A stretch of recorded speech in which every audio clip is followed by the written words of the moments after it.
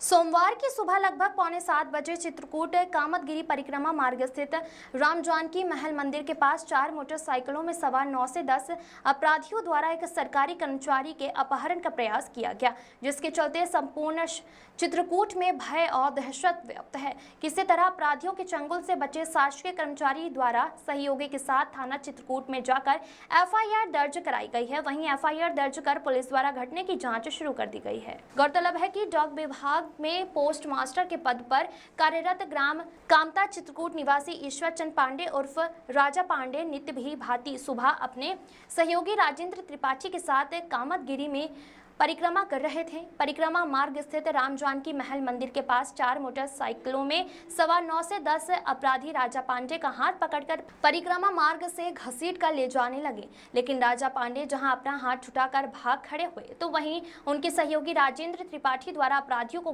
गाली देते हुए ललकारा गया। इस बीच परिक्रमा मार्ग में अन्य तमाम तीर्थ यात्रियों को आता देख अपराधी अपनी मोटरसाइकिलों में सवार होकर भाग खड़े हुए।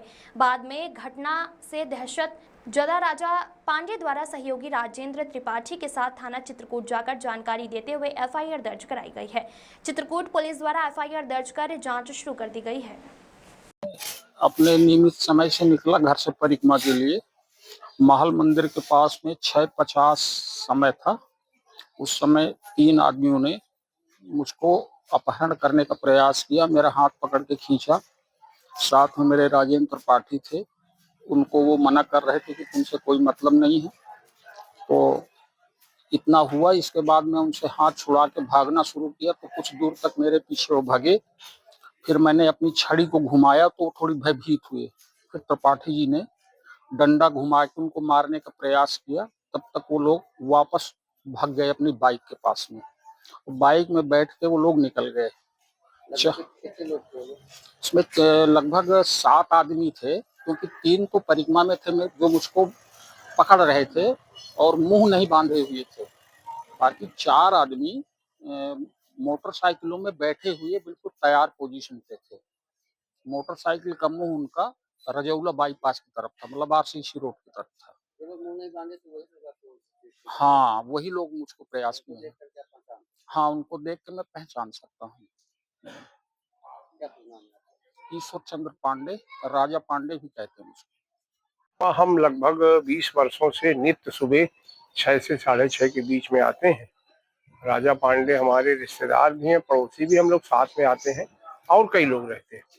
यहाँ ये महल मंदिर के पास बाईपास में जैसे आए हैं तो लगभग 8-10 लड़के, 4 मोटरसाइकिल उधर खड़ी थी रोड पे और 3 लड़के परिक्रमा मार्ग में खड़े थे।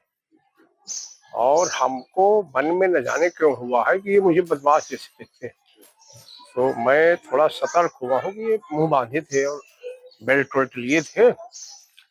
राजा का उन्होंने हाथ पकड़ा है, कहा कि चलिए थोड़ा काम। मैंने कहा क्या बात है, तो मैंने डांटा है।